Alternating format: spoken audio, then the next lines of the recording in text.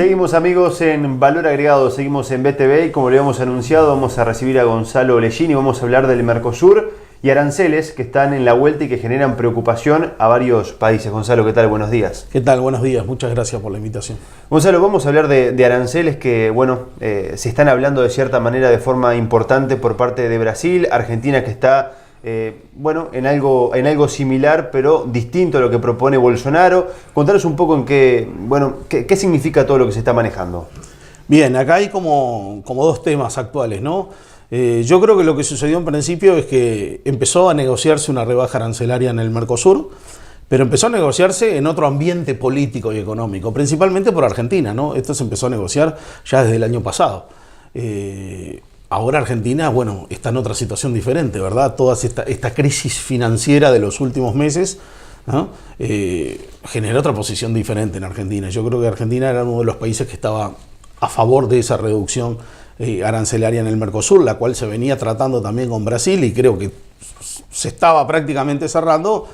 Ahora el escenario no es el mismo, a tal punto que del lado de Brasil, bueno, en principio se habló de una reducción de los aranceles del Mercosur, del arancel externo común. El Mercosur tiene aranceles que van prácticamente del 0 al 30, que obviamente cuando uno lo mira, cuando eso fue configurado en el Mercosur, parecían aranceles altos, pero ellas son excesivos porque el mundo fue rebajando esa carga arancelaria y para tener una referencia, mayormente yo diría que en el mundo hoy los promedios de aranceles serán 3, 4, 5 y hasta 6%, y nosotros con esa franja tenemos un promedio que anda por el 14%, o sea, estamos más alto que el resto del mundo. ¿Tiene lógica bajarlo? Sí. No quedó muy claro cuál es el camino de la bajada del lado de Brasil. Al principio se habló de un 10%, no quedaba claro si era 10% o era 10 puntos. 10 puntos es una cosa, 10% es otra. Obviamente con aranceles, por ejemplo, si hablamos de un arancel del 20%, bajarlo un 10% no es una cifra que vaya a cambiar la lógica de todo. Ahora, si es el arancel promedio, sí, porque eso significa que algunos aranceles se van a bajar mucho y quizás otros no tanto, ¿no? Y ahí hay identificados, no es para todos los sectores, sino que Brasil está pensando más en algunos productos que hoy necesita para sus cadenas productivas, claro, que pagaban arancel alto, siderúrgica, petroquímica, informática, el tema de los bienes de informática, algunos bienes de capital que tenía una tasa alta, mayormente en el 20% en algunos casos, y bajar esa tasa para que ingresen y puedan ser procesados y en algunos casos sean reexportados. En algún momento se ha hablado de que eso puede tener un impacto negativo para Uruguay. ¿Puede suceder? A ver, yo creo que no por el tipo de productos que estamos hablando, ¿no? Ninguno de esos productos, porque lo que uno puede pensar es que si baja el arancel externo, Uruguay, que tiene arancel cero con Brasil en casi el 100% de los productos, va a tener la competencia más cerca, ¿no? Antes tenía una diferencia, ese gap ahora se achica, y vamos a tener una situación menos ventajosa que antes.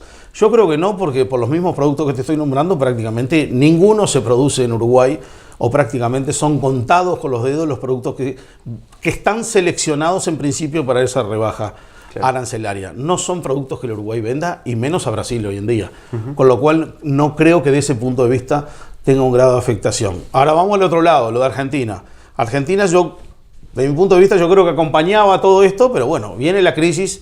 La realidad es otra. La realidad es otra, y yo creo que lo que terminó sucediendo es tu segundo escenario, que es el tema de la tasa estadística famosa de Argentina, ¿verdad? Que algunos la comparan con la tasa consular uruguaya. Eso es independiente si es la tasa consular o no. Acá lo importante de todo es que Argentina tenía una tasa estadística del 0,5 y sube al 2,5, ¿no? Con lo cual ahora importar es 2% mínimamente más caro. ¿Ah? Bien.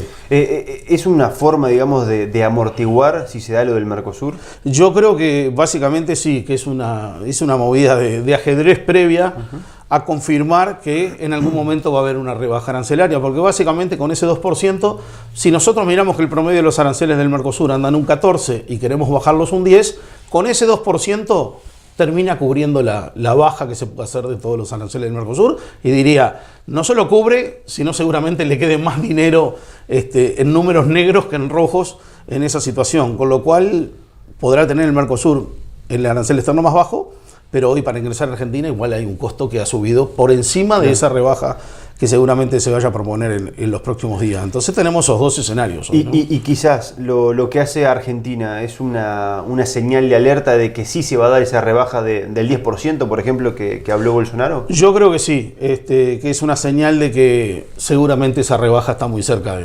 de suceder, ¿no? Se van a reunir los presidentes en las próximas semanas y ahí seguramente le veamos las patas a la sota, hacia dónde va. El mensaje primero de Brasil fue como muy difuso, ¿no? No quedó claro la rebaja del arancel externo común, si iba a todos los productos, si iba a algunos, si eran 10 puntos, si era 10%. Yo me quedé más por el lado del 10% que por 10 puntos, pero la situación es esa, que hoy Brasil está buscando eso, pero Argentina no está tan convencido de eso, a tal punto que yo creo que genera esta situación para poder decir que sí. La única manera de decir que sí, Argentina no puede pedir recaudación. Es un país que tiene un déficit fiscal enorme y la única manera es, bueno, generar otro impuesto, otra tasa, mejor dicho, que va a cubrir la pérdida de recaudación arancelaria. Es simplemente eso. Gonzalo, otro tema vinculado al Mercosur tiene que ver con las negociaciones internacionales por acuerdos comerciales. En los últimos días se ha publicado, por ejemplo, en la página de Presidencia que el Mercosur había avanzado con la Unión Europea, por ejemplo. ¿Cómo venís analizando esa situación? A ver, hemos hablado muchísimas veces acá en el programa en los últimos años, ¿verdad?, sobre esta negociación del año 99, ¿verdad?